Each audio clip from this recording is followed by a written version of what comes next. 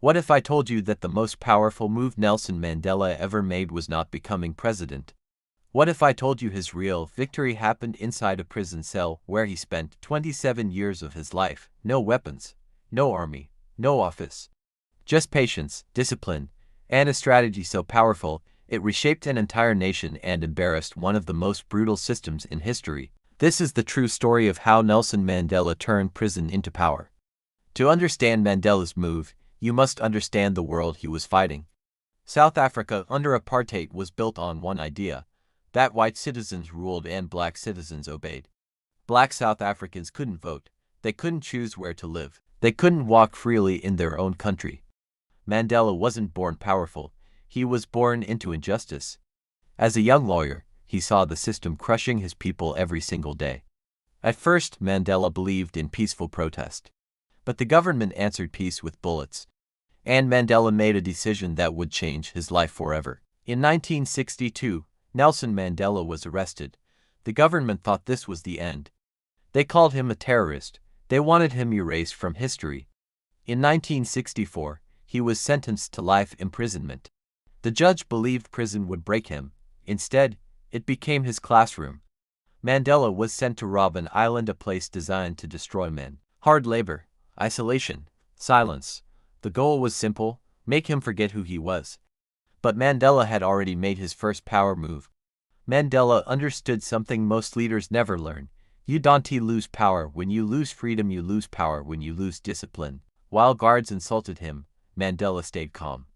While prisoners raged, Mandela studied. He memorized laws.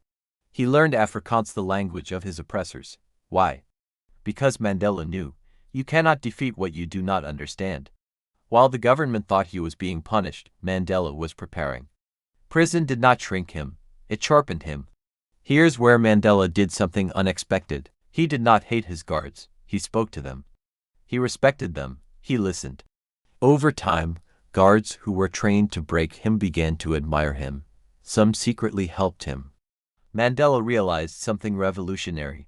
If you turn your enemy into a witness, you no longer need revenge. By treating his captors with dignity, he exposed the cruelty of apartheid without firing a single bullet. The system looked brutal, Mandela looked human. And the world was watching. For decades, Mandela said very little publicly. But outside prison, his name became louder than any speech. Free Nelson Mandela was chanted across continents. Governments felt pressure. Corporations withdrew support from apartheid. The man in prison was becoming more powerful than the men in office. The government realized a terrifying truth: they had imprisoned a man, but unleashed a symbol. In the late 1980s, the government secretly approached Mandela. They offered him freedom. But there was a condition: he must renounce the struggle. Mandela refused.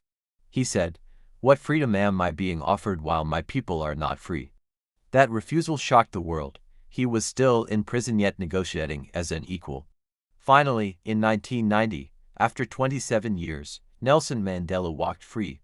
Not angry, not bitter, prepared. Many expected bloodshed. Decades of oppression usually end in war. Mandela chose reconciliation. He invited his former jailers to his inauguration. He wore the jersey of the national rugby team, a symbol of white power, to unite the country. He didn't erase the past, he refused to be controlled by it.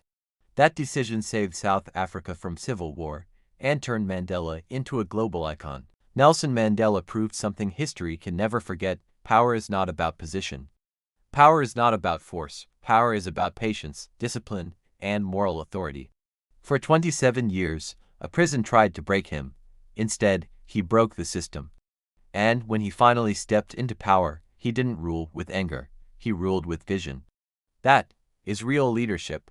Thanks for watching. If you found this story inspiring, hit that subscribe button for more.